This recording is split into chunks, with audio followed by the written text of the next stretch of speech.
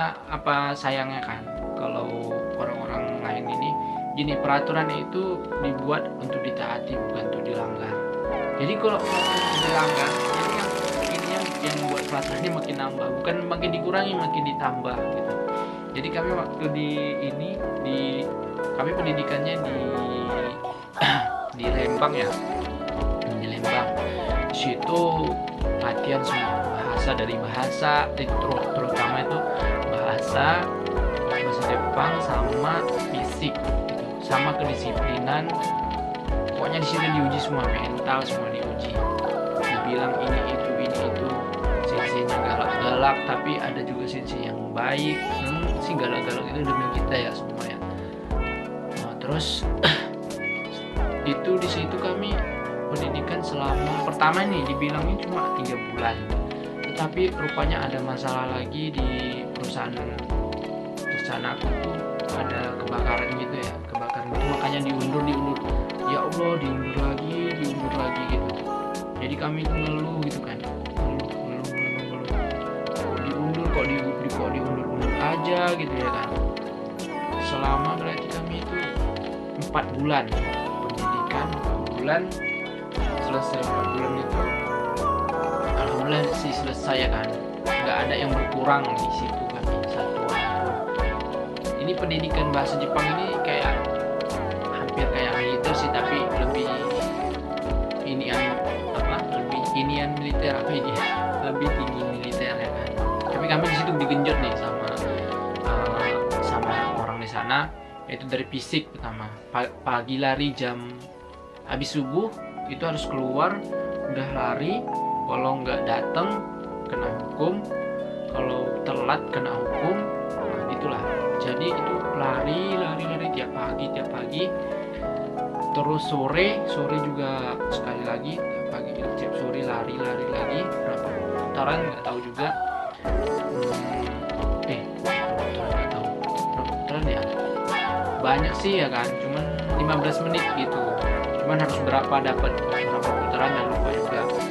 Jadi alhamdulillah udah selesai semua ini, selesai pendidikan, udah selesai.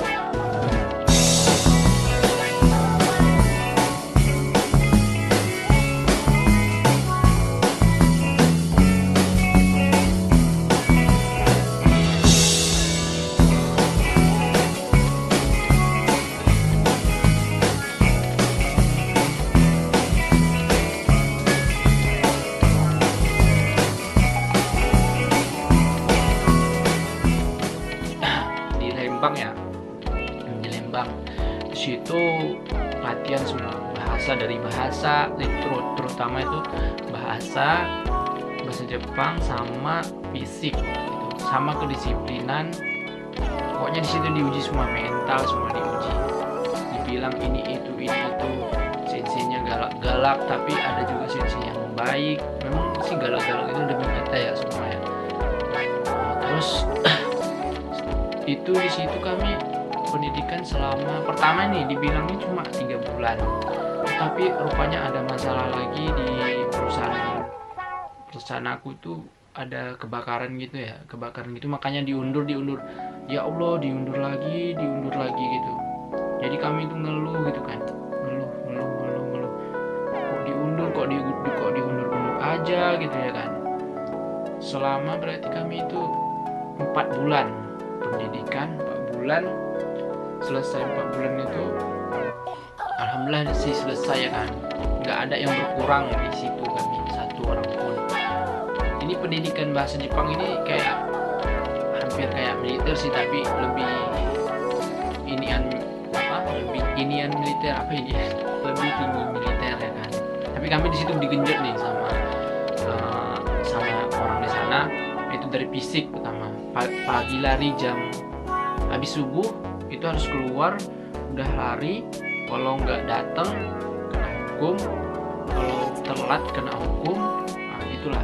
Jadi itu lari tiap pagi. Terus sore juga sekali lagi, tiap sore lari lagi berapa putaran nggak tahu juga. Berapa putaran ya, banyak sih ya kan, cuman 15 menit gitu, cuman harus dapat berapa putaran dah lupa juga.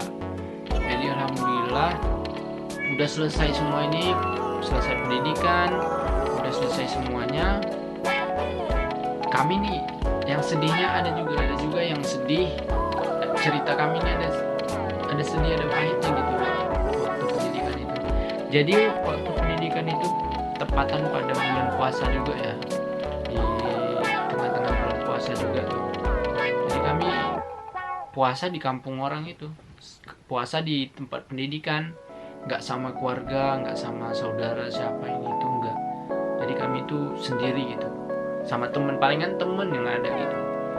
Yang sakitnya lagi itu pas lebaran kan sebenarnya boleh pulang sih kalau lebaran itu, cuman ya bayangin dari Bandung, dari Lembang ke Jakarta, ke Medan.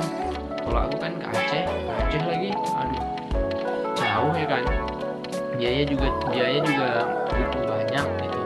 Jadi ya putusin udah lama pulang.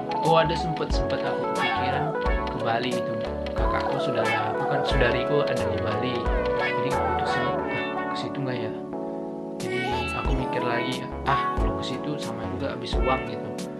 Jadi mendingan uangnya aku simpan buat keperluan lain ya kan, untuk mau ke Jepang nanti siapa tahu mau beli apa gitu.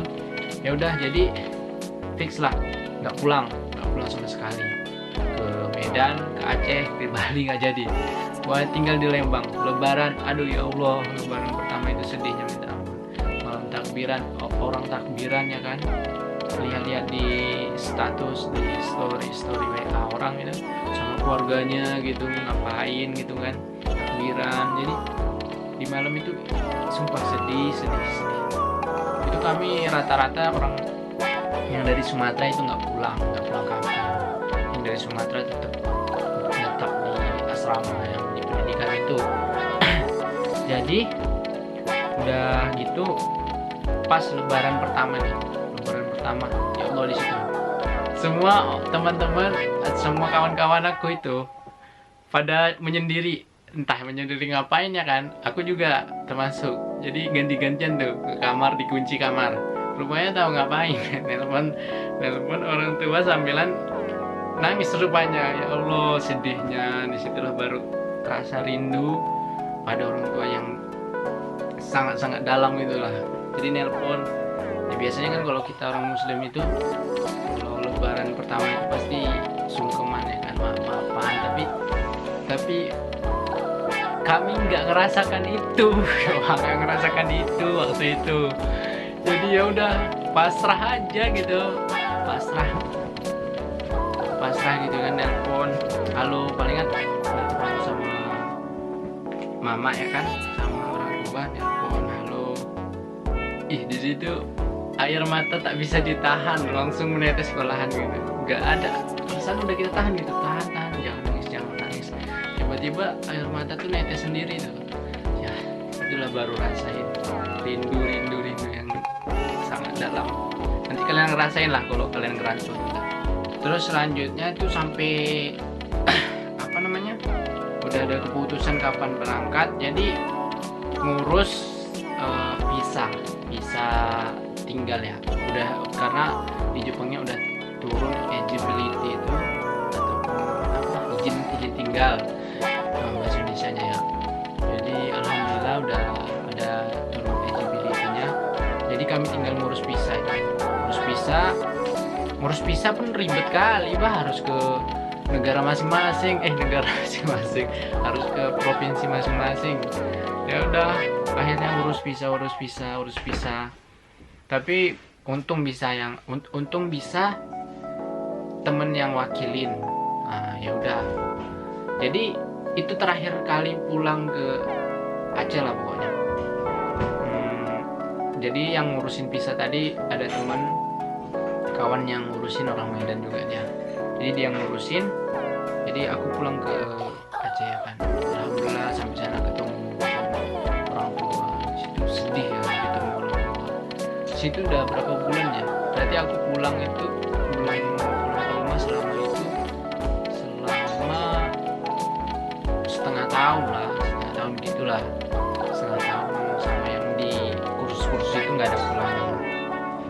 Jadi ketemu sama mama sama ayah ya kan, sama adik juga, sama aku sama kakakku nggak pernah ketemu, bukan nggak pernah sih, udah lama nggak ketemu, udah 1 tahun lah 2 tahun. Jadi dia di Bali sekarang. Terus udah itu kan udah nih dikasih istirahat sama pihak itunya, pihak perusahaannya dikasih istirahat sama ya apalah gitu ya kan, kangen-kangenan sama orang tua. Ya udah, habis itu seminggu kemudian berangkat lagi ke Jakarta. Berangkat ke Jakarta, disitulah perpisahan terakhir sama orang tua kemarin tuh yang waktu aku ke Jepang. Jadi orang tua aku sama sekali nggak ngantar ke bandara yang ada di Medan itu. Yang ngantar nenek aku yang ada di Medan. Karena apa yang nggak ngantar? Bukan karena sayang apa ini itu ya karena ya gimana, aku juga bilang nggak usah nganter lah, cuma setahun kok di sana, nggak usah nganter kecuali 5 tahun gitu kan. Ya udah, jadi nggak nganter gitu. Ya udah pamit aja, asalkan minta doa dan restu aja dari orang tua. Udah, habis itu udah sampai Medan, pergilah ke Jakarta lagi. Balik lagi ke Lembang, ke Bandung ya kan. Balik lagi ke situ, habis itu baru udah persiapan bagasi di itu pesawat, udah semuanya. Terus habis itu baru berangkat. Berapa hari kemudian ya? 4 hari kemudian. Berarti kami 3 hari itu nginep dulu yang di asrama yang di Lembang itu. Terus baru berangkat ke Jakarta lagi itu. Aduh, pokoknya pulang balik lah hidup ini. Terus udah sampai ke Bandara Soekarno, baru disitulah temen kawan dari Jakarta kayak dari mana semua di situ, keluarganya bisa di situ lah. Jadi di situ juga sedih lah kan, karena orang itu keluarganya datang kalau aku enggak gitu. Ya nggak apa-apa sih, laki-laki men. Jadi udahlah, alhamdulillah lah ya kan. Jadi kami selamat sampai tujuan ke Jepang pada hari itu. Pertama kami transit dulu ke Korea itu. Senang kali tuh ke Korea ya kan. Jadi kami udah nginjak 2 negara gitu. Namanya orang kampung ya kan, baru nginjak negara orang kan. Jadi 2 negara udah diinjak. Buang air pun udah pokoknya di Korea. Kalau kalian tanya nanti gaya kau banyak kali, iya apa gaya awak buang air kencing aja di Korea, gila kau.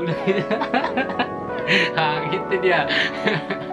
Ya, pokoknya kita ada kebanggaan sendiri gitu, apalagi di Jepang kan. Nah, pokoknya udah habis dari Korea tadi, kami di Korea itu ya Allah, situ laparnya minta ampun. Untung ada Mbak Rofi, karena kan kami nggak punya uang ini uang Korea apa nih? Uang won, mata uang won itu kami nggak punya, memang sih nggak punya sama sekali.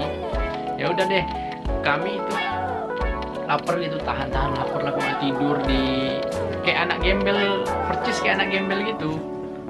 Tapi untung air disediain, air minum yang di Westapel itu kan, tapi bisa diminum dia.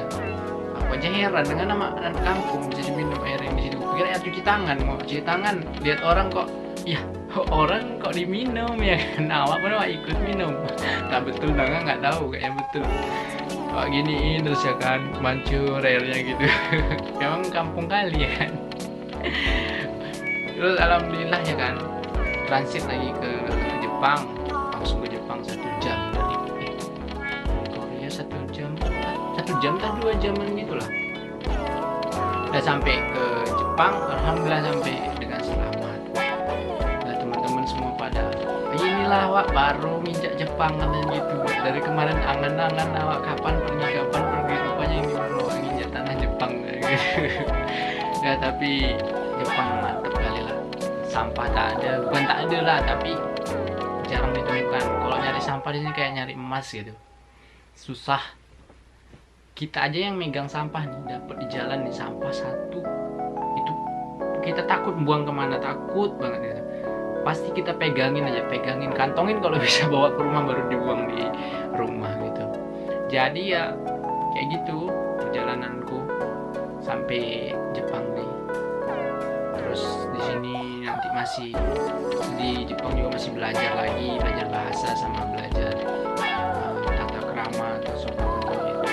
Terus fisik juga digenjot lagi di Jepang selama sebulan itu. Habis itu baru masuk ke perusahaan. Di perusahaan itu juga masih ada training selama training seminggu kami. Ya udah, selama training seminggu itu disitulah tahu semua tentang Jepang sama perusahaan kami, tahu tentang perusahaan kami.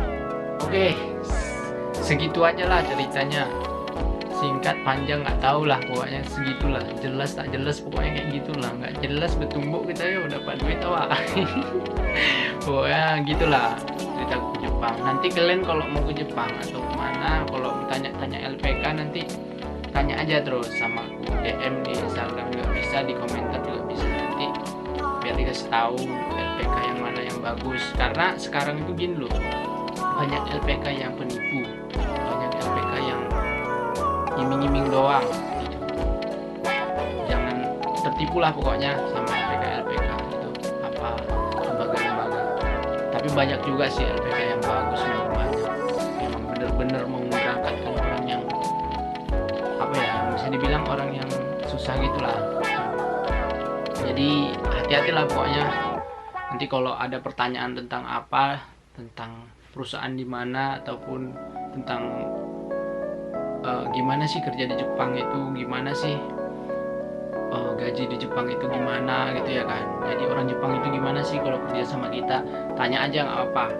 Kalau ada kesempatan waktu nanti aku buat video lagi gimana sih kerja sama orang Jepang itu. Oke, sekian dan terima kasih.